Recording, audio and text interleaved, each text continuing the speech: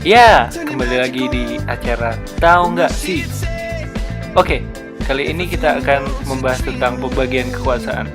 Dan kita akan mengajukan beberapa pertanyaan ke siswa SMK Telkom. Nah, pertanyaan yang pertama adalah apa sih yang disebut dengan pembagian kekuasaan? Oke, check it out. Under this weight, we are diamonds, and I feel my heart beating. I feel my heart. Mas, kalau misalnya yang dimaksud pembagian kekuasaan itu gimana, Mas? Pembagian kekuasaan di Iya. bidang apa? Ya, misalnya pembagian kekuasaan di semua bidang. Oh, pembagian kekuasaan itu contohnya di pemerintahan saja ya? Iya. Saya ambil dari pemerintahan. Iya. Jadi itu pemerintahan kekuasaan, pembagian kekuasaan itu Iya. pembagian yang tugasnya itu dibagi-bagi. Oh, gitu. Iya. Cuma tugasnya aja. Iya. Oke. Ya, pembagian kekuasaan itu di mana sebuah negara itu pemerintahannya itu dibagi-bagi. Contohnya seperti legislatif, yudikatif dan eksekutif. Yang dimaksud pembagian kekuasaan itu Pembagian kekuasaan. Jadi kalau menurut saya pembagian kekuasaan itu jadi ada bidang-bidang di kekuasaannya itu dibagi-bagi. Tapi saling koordinasi. Pembagian kekuasaan itu apa ya? Paling kayak jadi satu kesatuan itu dibagi-bagi. Tapi kalau pembagian paling ya dibagi-bagi gitu deh, Mas. gimana pembagian kekuasaan itu, Mas? Jadi bagi-bagi aja mbak, namanya juga pembagian mbak. Udah gitu aja.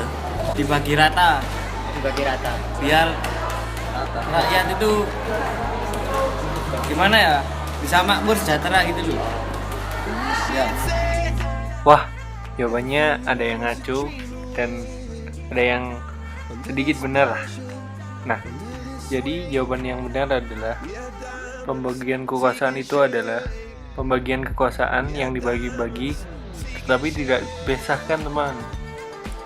Jadi, kekuasaannya itu tidak dipisahkan. Oke, sekarang kita lanjut ke pertanyaan yang kedua, yaitu apa sih beda pembagian dan pemisahan? Oke, langsung saja, check it out.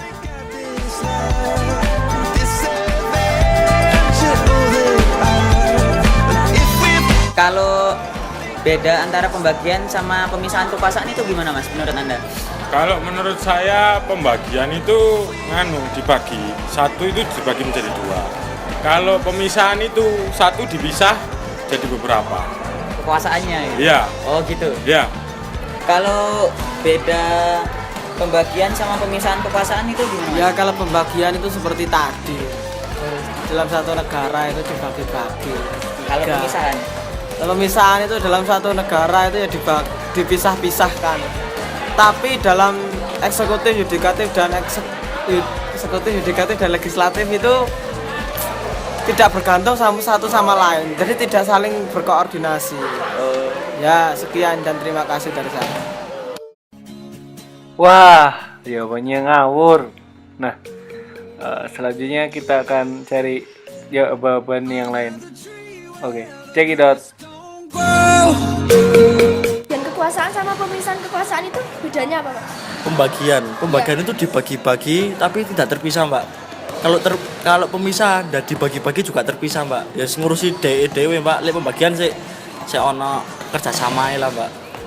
Kalau beda antara pembagian sama pemisahan kekuasaan gimana, Mbak? Menurut Mas sama Mbak? Kalau saya tuh pembagian itu ya kalau di Indonesia kekuasaannya itu dibagi-bagi, Mas.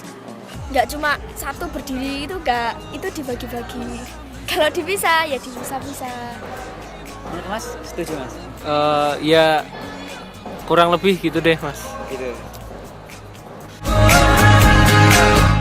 Nah, jadi jawaban yang betul adalah pembagian berarti hanya dibagi tapi tidak dipisahkan. Kalau pemisahan, kekuasaan negara dipisah-pisah secara ketat, baik mengenai orangnya maupun fungsinya, teman. Langsung saja pertanyaan ketiga. Bagaimana sih penerapan pembagian kekuasaan di Indonesia? Oke, simak saja langsung. Check it out.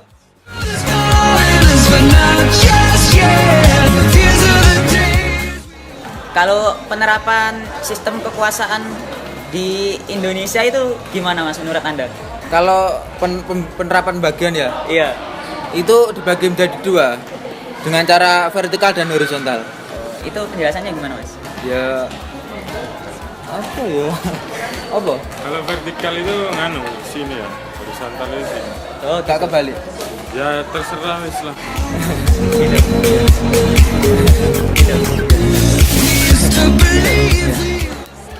Kalau penerapan sistem pembagian kekuasaan di Indonesia itu gimana Mas? Penerapannya Iya. ya kan pembagian Mas ya. Iya. Kalau pembagian itu pemerintahnya yang satu ditaruh di Malang, yang satu taruh di Surabaya. Gitu Mas, dibagi jadi. Kalau nggak dibagi ya kasihan kota lainnya Mas. Kenapa? Ya nggak tahu Mas. Oh gitu. Iya. Loh Mas, kalau penerapan pembagian kekuasaan di Indonesia sendiri tuh menurut Masnya gimana? Ya bagus sih. Tapi ya kasihan masyarakat kecilnya gitu. Pejabatnya itu terlalu mementingkan uang, bukan mementingkan masyarakatnya, masyarakat kecil. Oke, Gitu. ya. Penerapan sistem pembagian kekuasaan di Indonesia gimana Mas? Bagus atau gimana?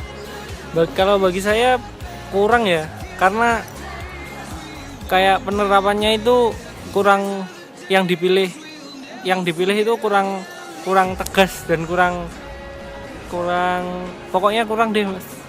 Kalau biasanya gini ya Mas, misalnya milih si A, itu pertama waktu belum pemilihan itu dia bekerjanya bagus, tapi kalau udah dipilih ya gitulah, tahu sendirilah orang Indonesia. Iya. Nah, jawaban yang betul adalah pembagian kekuasaan di Indonesia itu dibagi jadi dua, yaitu secara horizontal dan vertikal, teman. Oke, langsung saja pertanyaan keempat. Apa sih kelebihan dan kekurangan pembagian kekuasaan di Indonesia? Pengen tahu selanjutnya? Check it out.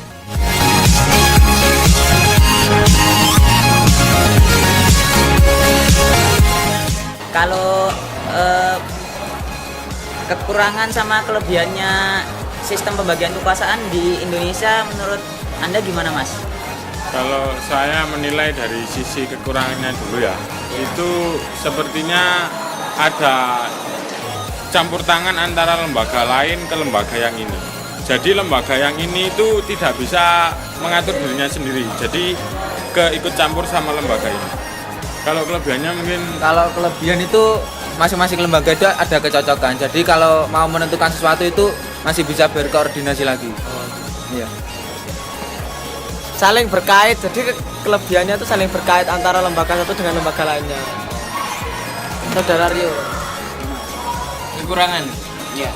Kekurangannya nggak bisa dikali Mas. Gak bisa dikali Kan gimana? pembagian. Oh gitu. Ya. Kalau kekurangannya sendiri dari pembagian kekuasaan di Indonesia itu gimana? Kekurangannya itu sekarang nggak tahu orang kecil Mbak. Orang kecil cuma dilihat aja Mbak. Percuma Mbak. Katanya kalau pas pemilihan itu memperhatikan orang kecil, sekarang nggak Mbak. Omong doang Mbak. Paling orang besar ya harus punya keputusan sendiri. Orang kecil nggak dianggap Mbak. Kasihan Mbak. Benar-benar. Kalau kelebihannya menurut saya itu pejabatnya enak ya. Soalnya dapat uang banyak gitu. Maksudnya Bisa gimana? jadi Maksudnya gimana Mas Kok? jadi bisa ya mungkin ada sebagian pejabat yang jadi koruptor gitu. Dapat uang Mobilnya banyak. akeh, Mbak. Nah, gitu Mbak. Iya. Ya. Nah, jadi kalau kelebihannya adalah adanya kecocokan dan keselarasan antar masing-masing lembaga. Kalau kelemahannya tidak ada pemisahan yang tegas, jadi lembaga lain bisa ikut campur urusan. Sekian ya episode Tahu Gak Sih hari ini. Nantikan episode selanjutnya. Bye.